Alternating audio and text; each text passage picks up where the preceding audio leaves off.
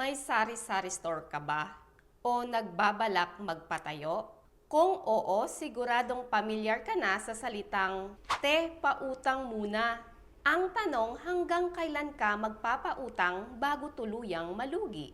Sa video na ito, ibabahagi ko ang 5 praktikal at subok na tips kung paano i-handle ang pangungutang sa sari-sari store nang hindi nasisira ang kita at relasyon sa customers. Maraming sari-sari store ang nalulugi hindi dahil walang benta, kundi dahil naipon ang utang.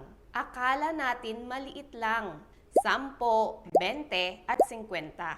Pero kapag pinagsama, libo-libo na pala. Ang masakit pa, ikaw ang nahihiyang maningil.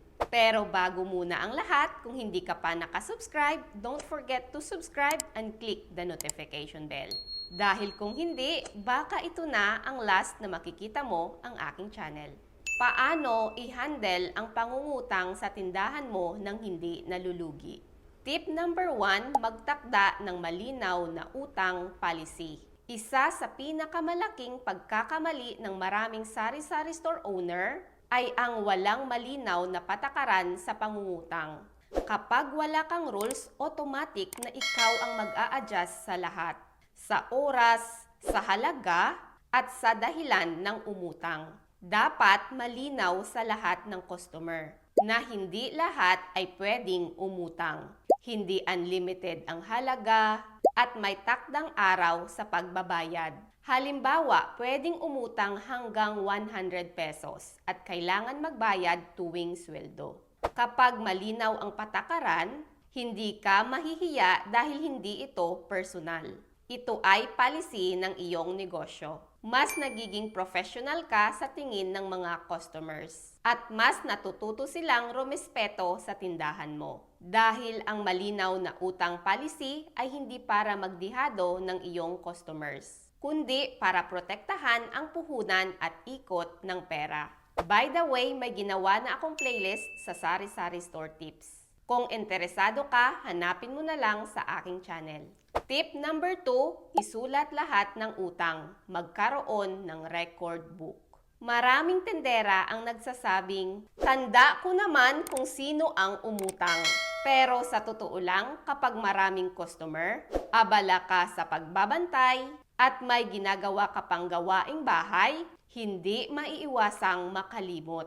Kapag walang sulat, pwedeng itanggi ni customer. Pwedeng magkaiba kayo ng naaalalang halaga. At ikaw pa mismo ang talo sa huli. Mas mainam na may record book kung saan nakalagay ang pangalan ng umutang, halaga, petsa at due date. Hindi ito kawalan ng tiwala sa iyong customers, kundi proteksyon sa iyong negosyo. Sa katunayan, mas nagiging seryoso sila sa pagbabayad kapag alam nilang nakasulat ang utang nila. Bukod pa dyan, makikita mo agad kung alin ang collectible pa at sino ang delikadong malapit nang mag-overdue. Dito, mas madali kang makakapagdesisyon kung sino ang pwede pang pautangin at kung kailan ka dapat tumanggi. Dahil again, ang pagsusulat ng utang ay disiplina sa tindera at paalala sa customer. Tip number 3, kung paano i-handle ang pangungutang ay huwag mahiyang maningil. Isa ito sa pinaka-common na problema ng mga tendera. Nahihiyang maningil. Bakit? Dahil kaibigan, kapitbahay o kamag-anak ang umutang. Pero tandaan, hindi ka naglilimos o nanghihingi ng limos. Ikaw ay naniningil ng perang pinuhunan mo. At by the way, kung hindi mo pa alam kung bakit nalulugi ang tindahan mo, check this video. Dahil malalaman mo dyan ang iba't ibang kamalian ng mga sari-sari store owners. Gaya nga ng sabi ko, huwag mahiyang maningil. Mas mabuti ng maaga at maayos mo itong i-handle kaysa patagalin ang utang at umabot sa point na pareho kayong naiilang. Maaari kang maningil ng magalang tulad ng, "Te, paalala lang po, due na po kahapon ang utang nyo." At kapag consistent kang naniningil, natututo ang customers na bumayad on time, hindi ka naaabuso, at mas gumagaan ang loob mo bilang tendera.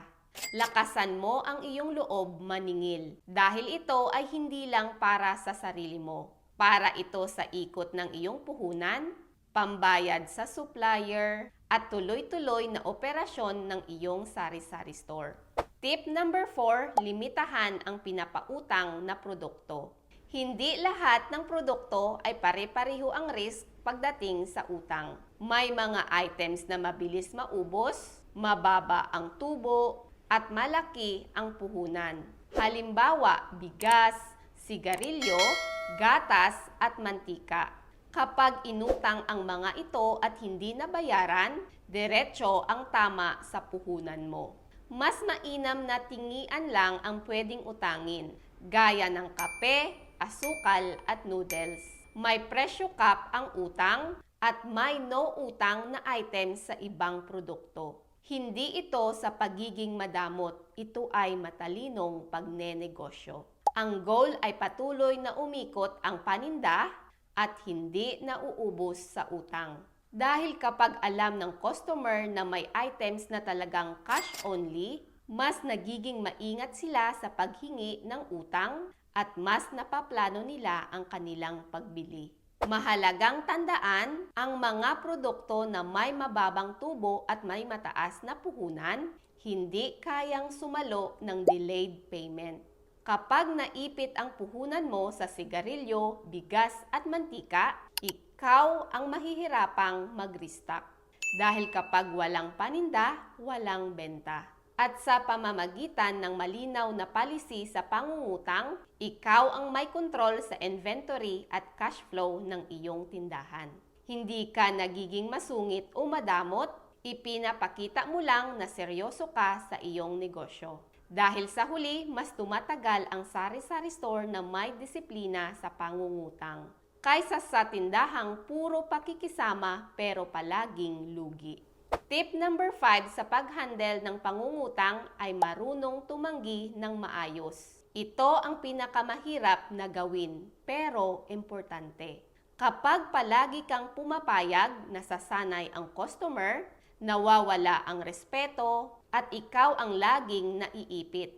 Hindi mo kailangan magpaliwanag ng mahaba. Minsan, sapat na ang pasensya na po, hindi na po muna ako nagpapautang. Kapag maayos at kalmado ang pagtanggi mo, hindi ito nagiging personal, mas madaling tanggapin ng customers, at mas nagiging malinaw ang boundaries. Ang matagumpay na tendera ay marunong makisama, pero marunong ding magtakda ng limitasyon.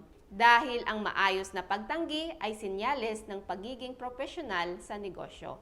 Hindi mo kailangan magpaliwanag ng personal na dahilan, ang patakaran ng tindahan mo ay sapat na. Sa tuwing natututo kang tumanggi, pinoprotektahan mo ang puhunan, ang kita at kapayapaan ng isip mo bilang tendera. Sa paglipas ng panahon, masasanay ang mga customers mo na igalang ang hangganan mo. At doon nagsisimula ang mas maayos at mas matatag na sari-sari store. Sa huli, hindi masama ang tumulong, pero mas masama ang malugi. Ang tamang pag-handle ng pangungutang, ang susi para tumagal at kumita ang tindahan mo. Dahil tandaan, ang sari-sari store ay negosyo, hindi utangan. At kung may natutunan ka sa video na to, i-like, share, and subscribe. Also, hit the notification bell para palagi kang updated sa aking channel. At para mas marami pang sari-sari store owners ang ating matulungan. Again, this is Beverly Jones. Always remember to believe in yourself. Maraming salamat po.